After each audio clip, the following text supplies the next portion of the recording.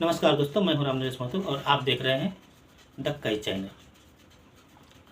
दोस्तों आइए देखते हैं इस वीडियो में इजराइल, ईरान और अमेरिका। अमेरिका मीन्स ट्रम्प, इन तीनों को मिलाकर हम चलेंगे और देखेंगे युद्ध का क्या हाल है। उससे पहले हम एक चीज़ देख रहे हैं। मुझे कभी कभी लगता है कि हमारे बिहार के नीतीश कुमार ये सोचते होंगे, साला ऐसे ही मेरा नाम बदनाम है पलटू राम, हमसे ज़्यादा तो ट्रम्पो पलट रहा है।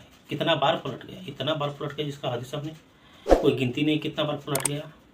कभी कहता है चीन पे इतना टैरिफ लगाऊंगा और फिर पलट जाता है। कभी कहता है दुनिया पे इतना टैरिफ लगाऊंगा फिर पलट जाता है। हम ईरान को बर्बाद कर देंगे और फिर पलट जाता है। कभी कहता है हम इजराइल के साथ हैं और फिर अब कर रहा है हम इजराइल को, हमारा जू से कुछ लेना देना नहीं, हम 2 हफ्ते का टाइम दे रहे हैं, 2 हफ्ते जो करना है सो करो। तो हमारे नीतीश चाचा जी तो ऐसे ही बदनाम हो गए पलटू राम के नाम से। तो दोस्तों तो हंसी मजाक के बाद अभी करते हैं हम सीधी बात और देखते हैं कि इजराइल का क्या हाल है, ईरान का क्या हाल है। तो एक एक करके जानकारी लेंगे। दोस्तों ये देखिए एक वीडियो है जिसमें कि नेतन्याहू बात कर रहे हैं और उनके पीछे वीडियो रही है।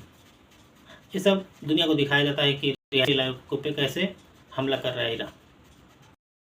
देखिए तो अभी तक तो 60 कुछ ऐसे लोग मारने की खबर आ रहा है जो मीडिया रिपोर्ट है, बाकी का पता नहीं, कम हो सकता है। इजरायली मारे गए हैं और ईरान में भी ऐसा लोग मारे गए हैं। जबकि जिस तरह से ईरान जिस तरह से हमला कर रहा है, मतलब रिहायशी इलाके में या फिर जहाँ मन कर रहा वहाँ, वैसे इजराइल नहीं कर रहा। अगर वैसे इजराइल कर दे तो मान के चलिए कि अभी तक तो कम से कम 10,000 को खा गया होता, 10-15,000 लोग। वो क्या कर रहा है सैन्य को, और जहाँ पे उसको लग रहा है कि यहाँ पे इनका औजार हथियार वगैरह रखा, उस जगह को निशाना बना रहा है। लेकिन ईरान की तरफ से जो हमले हो रहे हैं वो बस इधर से गोला फेंक दिया जा रहा है जहाँ जाके गिर जाए, उससे उनको मतलब नहीं है। वैसे धीरे धीरे इजराइल ईरान की स्पीड कम हो रही है हमला करने में। अब दिन पे दिन देखेंगे तो घटते जा रहा है उसका मिसाइल का जो हमला कर रहा है वो चीज़। तो आप इस तरह से देखिए, पिछले टाइम में तो अमेरिका ने बोल दिया था कि तेहरान खाली करो, अब बोला है कि 2 हफ्ता के लिए मैं युद्ध में नहीं हूँ, 2 हफ्ता में बाहर। अच्छा ये 2 हफ्ता उसको बड़ा ही मतलब ऐतिहासिक रहा है ट्रम्प का 2 हफ्ता। मैं 2-3 बार सुन चुका हूँ। एक बार से चीन के बारे में कुछ 2 हफ्ता बोला था, एक बार बोला था मैं जैसे ही राष्ट्रपति बनूंगा इस बार तो रसिया और यूक्रेन का युद्ध 2 हफ्ते में ख़त्म करा दूंगा। तो 2 हफ्ता हुआ नहीं, पता नहीं उसके नज़र में नहीं होगा। अब अगर इतना लंबा 2 हफ्ता होता है तो फिर तो इजराइल को अकेला छोड़ दिया। अगर कोई डील उल कर रहा होगा ईरान से, डील क्या मतलब ईरान थोड़ा पैसा देता तो बिक जाएगा। ऐसा आदमी है, वो बोलेगा इजराइल मैं नहीं जानता हूँ तेरे बारे में, तू कौन है, होगा कोई इजराइल ऐसा ना, बस उसको पैसा से मतलब है। अब जो आदमी एक सीरिया के, अमेरिका ने उसको आतंकवादी घोषित किया और उसी ने उसको राष्ट्रपति का उपाधि भी दे दिया। तो आप क्या सोचते हैं ऐसे आदमी के बारे में, आप क्या सोच सकते हैं और क्या उम्मीद लगा कर रख सकते हैं, बताइए आप। आपको लगता है कि वो किसी भी आतंकवादी को उठा के बोल देगा कि ये क्या है, ये इसको एक बड़ा पोजीशन दे दो, ये राष्ट्रपति बन जाए, बस उसको व्यापार से मतलब है। अब बताइए इंडिया, हमारा देश इंडिया पाकिस्तान का जब ऑपरेशन सिंदूर चल रहा था, थोड़ा बहुत लड़ाई हो गया।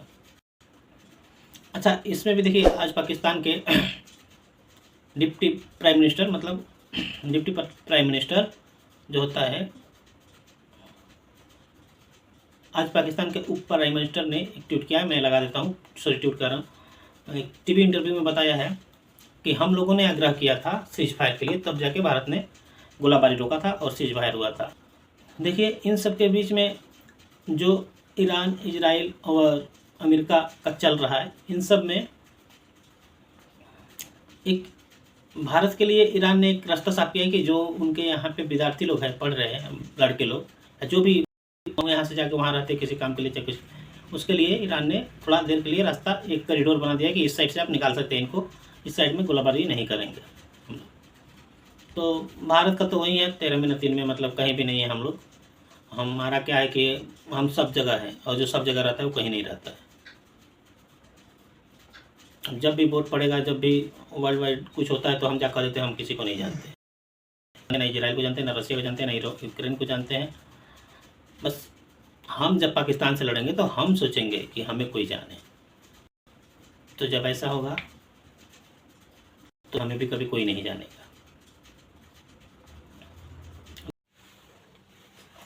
दोस्तों, ट्रम्प की इच्छा है कि वो शांति बने, शांति दुनिया भर में उनको इस नाम से जाना जाए कि हर जगह उन्होंने शांति फैलाया, शांति देवी बनना चाहते हैं, मतलब शांति का पुरस्कार लेना चाहते हैं, जिसको हिंदी में हम लोग शांति का इनाम पुरस्कार कहेंगे। उसको अमेरिकन लोग कहते हैं पीस का नोबेल पुरस्कार, पीस का नोबेल पुरस्कार। इसके वजह से ईरान के सामने इजराइल को खाली इनको चाहिए पीस पुरस्कार। और इनको पीस का पुरस्कार चाहिए, इसके लिए सिफारिश कौन किया है? सिफारिश किया है मुनीर, जिहादी मुनीर, जिसने हिंदुओं को कत्लेआम करवाया था, वो मुनीर। अच्छा, कैसे क्या कह रहा था? India Pakistan conflict 1000 year.